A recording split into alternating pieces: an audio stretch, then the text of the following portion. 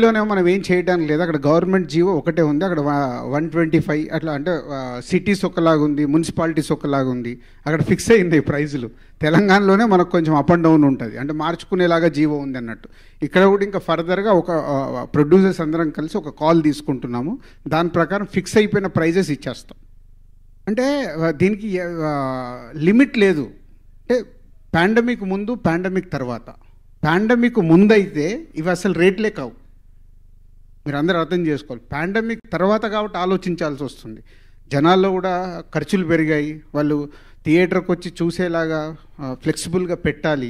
Pandemic ముందు మీకు గుర్తుందో లేదో, అన్ని 200 రూపాయల టికెట్లు హైదరాబాద్లో, మీకు గుర్తుందా? అది ఈరోజు 150 రూపాయలు. మరి పాండమిక్ అయిన తర్వాత కూడా 3 ఏళ్ళ తర్వాత 150 అయింది. సో దీనికి రీజన్ ఏంటి? పాండమిక్ తర్వాత స్పెండింగ్ కెపాసిటీ చూసుకోవాలి. ఆడియన్స్ థియేటర్కి రావాలి, స్పెండింగ్ కెపాసిటీ. అదే ఎందుకు మొన్నే చెప్పాను కదా, నేను క్లియర్గా పుస్తకం అంతా ఓపెన్ చేసి చెప్పా. నేనేం దాచుకోలే, మేమేం మార్చుకోవాలి కూడా చెప్పా. అది మీరు లీడింగ్ ఎగ్జిబిటర్లో ఒకరు. సో ఎగ్జిబిషన్ సెక్టర్ దాకా ఫ్యూచర్ ఎలా ఉండబోతోందని మీ అంచనా? సార్, మంచి సినిమాలు వస్తే ప్రేక్షకుడు థియేటర్కి వచ్చి సినిమా చూడాల్సిందే. థియేటర్లో చూసే ఎక్స్పీరియన్స్ ఎక్కడ దొరకదు, అది మన అందరికీ తెలుసు. మనకున్న ఎంటర్టైన్మెంట్ ఏంటి?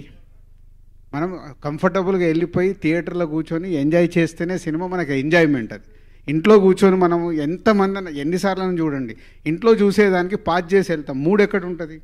నాకు ఒక అతను సెన్సార్ జరిగింది, ఆఫీసర్తో నాకు కాన్వర్సేషన్. సార్ అదేంటి సార్ టీవీలలో మీరు వదిలేస్తారు, చిన్న చిన్నవి మా దగ్గర పట్టుకుంటారంటే ఆయన ఒక ఆన్సర్ చెప్పాడు. టీవీలో ఏదో రాంగ్ సీన్ వచ్చినప్పుడు పాజ్ చేసి పిల్లాన్ని పంపించుకొని చూడొచ్చు. మీరు థియేటర్లో ఏం చేస్తారు? కూర్చోబెట్టి డోర్లు క్లోజ్ చేసి లైట్లు ఆఫ్ చేసి మీరు సినిమా చేస్తారు. మేము కదలటానికి